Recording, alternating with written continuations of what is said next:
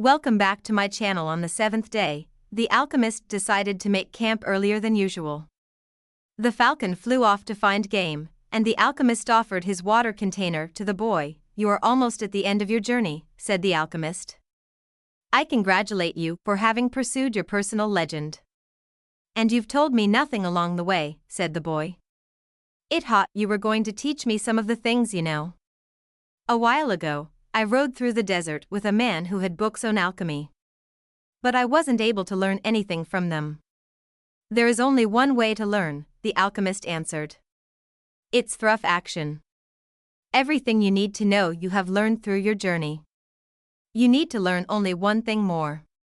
The boy wanted to know what that was, but the alchemist was searching the horizon, looking for the falcon. "Why are you called the alchemist?" "Because that's what I am."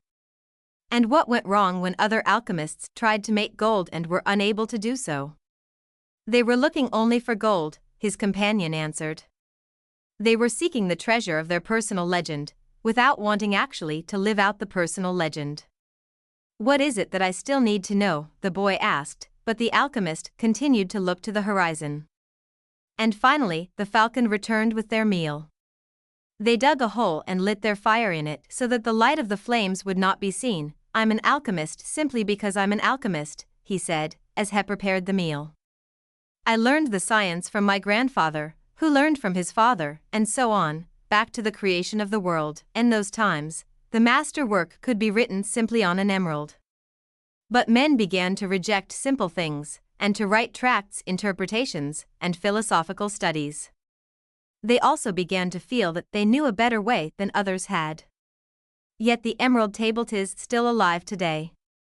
What was written on the emerald tablet? The boy wanted to know. The alchemist began to draw in the sand, and completed his drawing in less than 5 minutes.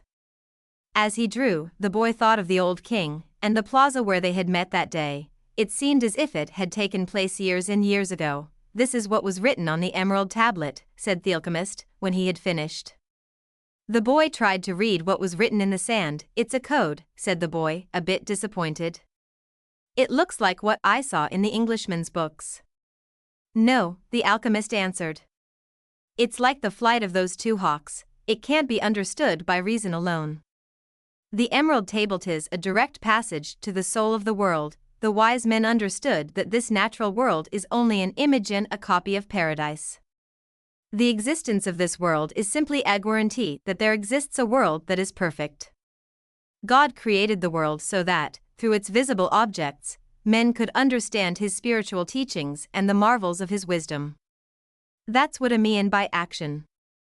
"Should I understand the emerald tablet?" the boy asked. "Perhaps, if you were in a laboratory of alchemy, this would be the right time to study the best way to understand the emerald tablet, but you are in the desert.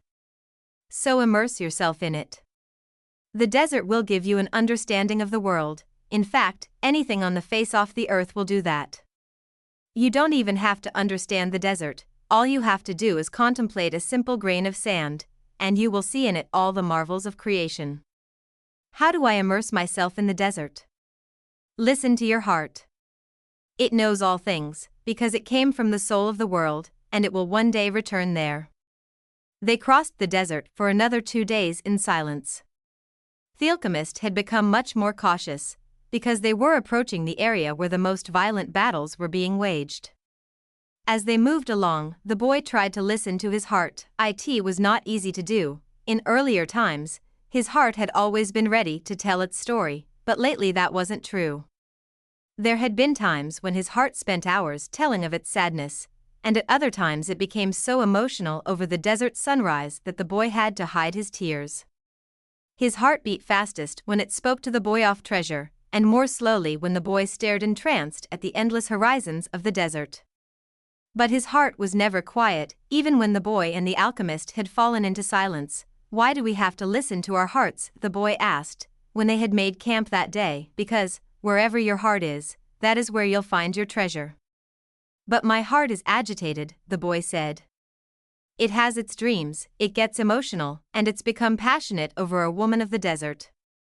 It asks things of me, and it keeps me from sleeping many nights, when I am thinking about her." "Well, that's good. Your heart is alive. Keep listening to what it has to say. During the next 3 days, the two travelers passed by a number of armed tribesmen, and saw others on the horizon. The boy's heart began to speak of fear. It told him stories it had heard from the soul of the world, stories of men who sought to find their treasure and never succeeded. Sometimes it frightened the boy with the idea that they might not find his treasure, or that he might die there in the desert. At other times, it told the boy that it was satisfied, it had found love and riches. My heart is a traitor, the boy said to the alchemist, when they had paused to rest the horses. It doesn't want me to go on. That makes sense, the alchemist answered. Naturally, it's afraid that, in pursuing your dream, you might lose everything you've won. Well, then, why should I listen to my heart? Because you will never again be able to keep it quiet. Even if you pretend not to have heard what it tells you, it will always be there inside you, repeating to you what you're thinking about life and about the world. You mean I should listen, even if it's treasonous? Treason is a blow that comes unexpectedly. If you know your heart well, it will never be able to do that to you. Because you'll know its dreams and wishes, and will know how to deal with them, you will never be able to escape from your heart. So it's better to listen to what it has to say.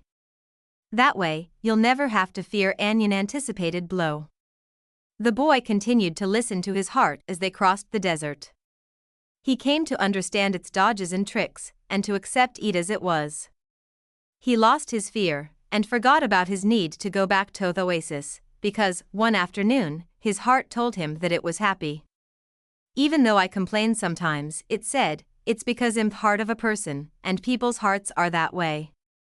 People are afraid to pursue their most important dreams, because they feel that they don't deserve them, or that they'll be unable to achieve them. Their hearts become fearful just thinking of loved ones who go away forever, or of moments that could have been good but weren't, or of treasures that might have been found but were forever hidden in the sands.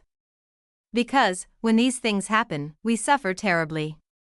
My heart is afraid that it will have to suffer, the boy told the alchemist one night as they looked up at the moonless sky. Tell your heart that the fear of suffering is worse than the suffering itself. And that no heart has ever suffered when it goes in search of its dreams, because every second of the search is a second's encounter with God and with eternity. Every second of the search is an encounter with God, the boy told his heart. When I have been truly searching for my treasure, every day has been luminous, because I've known that every hour was a part of the dream that I would find it.